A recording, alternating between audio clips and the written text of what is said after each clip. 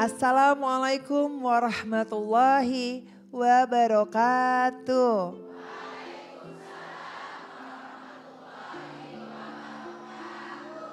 Selamat datang dalam program Kajian Hati bersama Ustadz Hilman Fauzi dan saya Fairuz Arafik yang akan menemani para jamaah yang ada di sini dan pemirsa yang ada di rumah dengan tema kali ini, ada bahagia yang tertunda di balik hati yang berduka. Masya Allah, nih temanya bikin merinding Ustadz. Ustadz, boleh Ustadz langsung Ustadz. Bismillahirrahmanirrahim. Assalamualaikum warahmatullahi wabarakatuh. Waalaikumsalam warahmatullahi wabarakatuh. Alhamdulillahirabbil alamin. Allahumma sholli ala sayyidina Muhammadin sallallahu alaihi wasallam wa ala alihi wa sahbihi ajma'in. Amma ba'du. Bunda, di balik hati yang berduka pasti ada bahagia yang tertunda. Kadang kita sering melihat luka itu jadi beban buat hidup kita. Padahal biasanya saat luka itu hadir, justru kita semakin mengalir dengan segala kebaikan yang Allah berikan. Jangan pernah membenci setiap luka yang ada. Karena biasanya di balik luka ada hati yang terbuka. Allah Subhanahu wa ta'ala pasti akan menguji kita dengan setiap ujian yang beraneka dalam hidup kita. Betul? Di dalam Al-Quran di surat Al-Baqarah ayat 155 Allah Subhanahu wa ta'ala berfirman, A'udzubillahi minasyaitonirrajim, walanabluwannakum bisyai'im minal khawfi wal ju'i wa naqsim minal amwali wal anfusi wath thamarat wa basyiris sabirin. Dan pasti kata Allah, kami akan menimpakan kepada kamu sekalian ujian. Dari sedikit ketakutan, kelaparan, kekurangan harta, kegoncangan jiwa, dan buah-buahan. Maksudnya apa? Harapan yang tidak kunjung menjadi kenyataan. Kalau ada di antara bunda sayang yang sedang diuji dengan ujian itu, sampaikan kepada mereka, wabasyiris sabirin. Mereka sedang diberikan apa? Kabar gembira oleh Allah. Siapa yang mendapatkan kabar gembira itu? Orang yang sabar. Siapa orang yang sabar itu? Alladzina idza asabatuhum musibah qalu inna lillahi wa inna ilaihi raji'un. Orang yang dikasih musibah adalah orang yang mengatakan semua milik Allah. Dan semua akan kembali kepada Allah. Jadi kalau bunda dikasih musibah, dengan musibah itu makin dekat dengan Allah, baik atau tidak? Kalau bunda dikasih ujian, dengan ujian itu membuat bunda makin dekat dengan Allah, baik atau tidak? Percayalah, bunda sedang dicintai oleh Allah. Jika dengan ujian itu menjadikan bunda makin dekat dengan Allah. Sampai pada akhirnya, perhatikan. Kalau dia makin dekat dengan Allah, ketika dia diuji, sampaikan kepada mereka. Ulaika alaihim sholawatu mir rabbihim wa rahmah. Wa ulaika humul muhtadun. Orang itu sedang dirahmati oleh Allah. Sedang disayangi oleh Allah. Dan orang itu sedang diberikan petunjuk oleh Allah. Percayalah, di balik tangis yang membuat engkau mengeluarkan air mata, di saat itu ada bahagia yang tertunda yang sedang Allah siapkan untuk hidup kita. Seseorang tidak mungkin dibesarkan sebelum dia diberatkan. Betul? Seseorang tidak mungkin diangkat derajatnya sebelum dia pernah mengalami luka dan sakit dalam hatinya. Seseorang tidak akan mungkin diberikan hadiah sebelum dia berkorban dalam hidupnya. Seseorang tidak mungkin naik kelas sebelum dia ikut ujian untuk melewati fase-fase dalam hidupnya. Iya apa iya?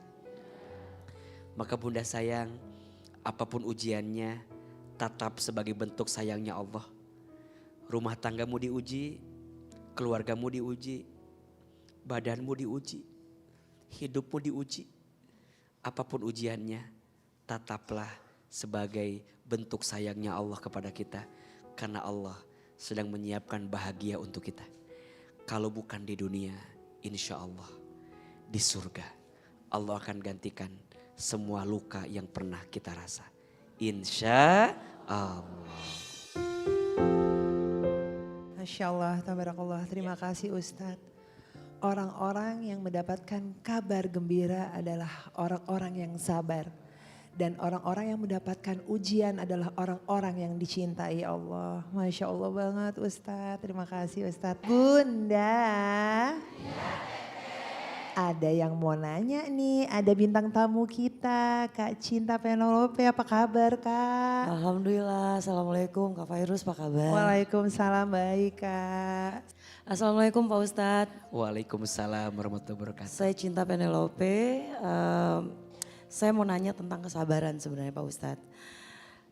Karena saya Alhamdulillah disayang Allah di tahun 2017 akhir. Dan saya milih untuk menutup aurat. Saya nggak berani bilang berhijrah jauh pikiran saya dari situ. Cuman saya menutup aurat dan meninggalkan, saya DJ dulu, saya penyanyi dangdut. Dan juga buat saya Alhamdulillah saya melewati itu, jadi pengalaman buat diri saya. Dan tiba-tiba Allah panggil saya dan Allah sayang sama saya pas malam tahun baru, di saat tahu sendiri musisi di malam tahun baru pasti di atas ratusan juta. Dan saya nggak mau naik panggung saat itu. Saya ngerasa malu dengan diri saya ngerasa takut mati di atas panggung. Saya batalin semua dan saya dituntut tinggi waktu itu. Dan saya benar-benar habis-habisnya untuk mengganti rugi. Dan saya mulai hidup saya dari nol. Yang sampai sekarang alhamdulillah bisa jadi kembali lagi. Jauh lebih banyak yang saya dapatkan sekarang dibandingkan yang saya perjuangkan dari dulu gitu, alhamdulillah. Tapi naik turunnya iman Pak Ustadz, karena saya orang yang termasuk yang temperamen loh Pak Ustadz. Suka berantem, gak bisa tersinggung dikit gitu. Nah saya pernah melarikan diri ke Turki pasca saya mencoba menutup aurat. Karena saya gak kuat dengan netizen yang selalu melihat sisi buruk dari kita, dan saya sempat menutup Instagram saya. Dan mungkin banyak teman-teman kita yang berhijrah juga yang akhirnya patah buka lagi gitu loh. Karena orang-orang kita sendirilah yang menghujam mereka, hati mereka, yang bikin mereka goyah sebenarnya. Dan saya akhirnya lari ke Turki selama 6 tahun. Saya menutup diri dari semuanya. Dan saya kembali lagi dihantam lagi dengan ujian, tapi alhamdulillah saya udah bisa menguasai amarah saya, emosi saya. Baik Kak Cinta, mungkin biar jadi pelajaran untuk kita semua. Jadi Kak Cinta teh sudah berapa kali menikah kalau boleh tahu izin? Kalau di berita berapa banyak ibu-ibu? Berapa banyak di berita, ada yang bilang 7 ya, ada yang bilang 8. Zaman dulu kan kita ikut manajemen Pak Ustadz. Dibayar 500 juta syuting sebulan, bilang setting kawinan gitu. Jadi kebanyakan itu ibu-ibu, yang benernya bener ibu tadi 3. Yang pertama di KDRT, yang kedua di KDRT, yang ketiga di KDRT juga. Ya Allah. Alhamdulillah kalau yang dari saya 1, tapi saya punya 21 anak. 21. Ya. Yang sekarang yang paling besar sudah baru lulus dari Kairo, baru pulang, LCMA alhamdulillah. Masya Allah. Itu semua izin? Anak kandung Bukan. atau anak angkat? Anak angkat. Anak asuh juga? Ya, ibu-ibu tahu ya. Masya Allah. Ya alhamdulillah ada 21 orang totalnya. Jadi ada yang sudah menikah, umurnya cuma beda dikit sama saya. Ya, tapi maunya manggilnya saya ibu, jadi. Oh Masya Allah ya. Masya Allah. Baik, Kak Cinta, Ahilman kan sangat meyakini ya bahwa Kak Cinta gak mungkin sekuat ini kecuali sebelum ini pernah ada fase-fase yang berat dalam hidup Kak Cinta. Kalau boleh sedikit dibagikan kepada kami, Apa sesuatu yang paling berat yang pernah Kak Cinta rasakan, yang membentuk Kak Cinta sekuat dan sehebat ini? Meninggalnya papa. Aku harus jadi tulang punggung untuk keluarga, adik-adikku. Apapun aku jalanin termasuk aku harus tato diri aku. Aku bisa nangis kalau untuk keluarga. Aku jadi model tato, aku takut jarum pada badan aku udah penuh sama tato karena aku butuh untuk menghidupi adik-adik aku dan semuanya. Mama aku diabetes, yang obatnya gak pernah bisa putus. Tapi karena doa mama juga akhirnya aku bisa sampai sejauh ini. Dan pada saat adik-adikku lagi kuliah, empat-empatnya aku kena kanker.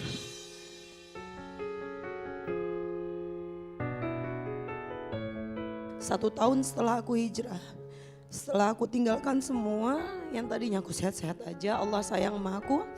Karena Allah lebih tahu dan diri aku lebih tahu dosa aku pasti banyak. Allah kasih aku penyakit untuk meringankan dosa aku. Suatu saat aku dipanggil nanti, aku ikhlas. Jujur, entah gak kuat. Gak kuat.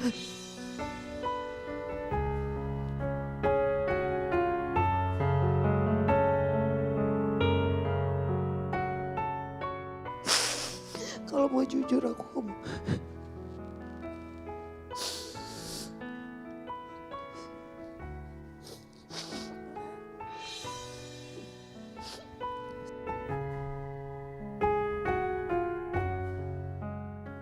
Aku sering ke makam papa, cuman ngomong, aku udah gak kuat.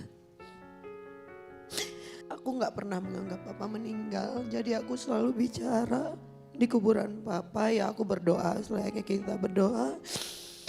Dan aku lebih banyak ngobrol apa ya ke depannya, Pak datang dong pemimpin, tante harus kayak gimana, tante harus ngapain gitu. Tante gak sanggup.